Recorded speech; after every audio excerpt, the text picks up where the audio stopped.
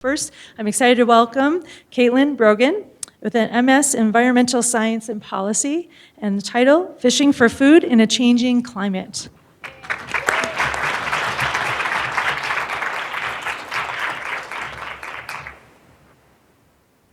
If you've been to a grocery store lately, you are probably painfully aware that the cost of food is rising fast.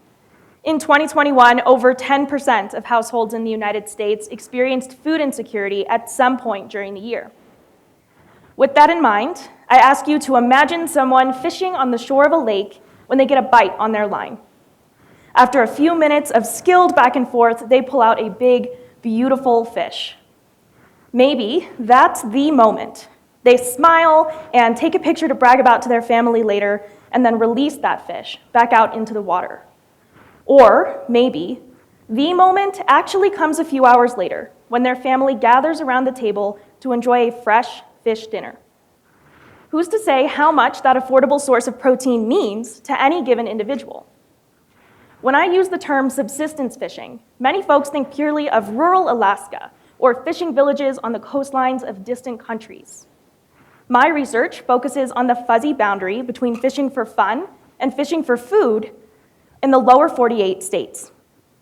Subsistence fishing is important to Indigenous people across this land and has been since time immemorial, making the practice an incredibly cultural and spiritual value that can be passed down from generation to generation. My study focuses on a different kind of fishing for food that is more often lumped in with recreational fishing, somewhere at the intersection of hobby, culture, and survival. In general, we know very little about how much the consumption of inland fish matters to diverse communities in the US.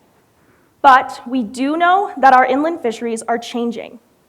Climate change is driving shifts in water temperature, quality, and availability in conjunction with many other pressures on our aquatic resources.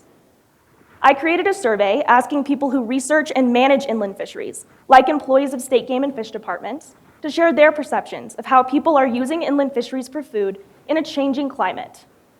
I got responses from every state but Hawaii, and of the over 600 survey participants, 80% believed that inland fisheries were contributing to the food security of vulnerable communities in their region. 81% believed that climate change will impact the sustainability of that system within the next 50 years. So, to create effective, equitable management, outreach, and climate adaptation plans, it's critical that we learn more about how climate change might impact inland fisheries and the underserved human communities that rely on them. For many, fishing is more than just a pleasant pastime. At its pastime, we acknowledge that. Thank you.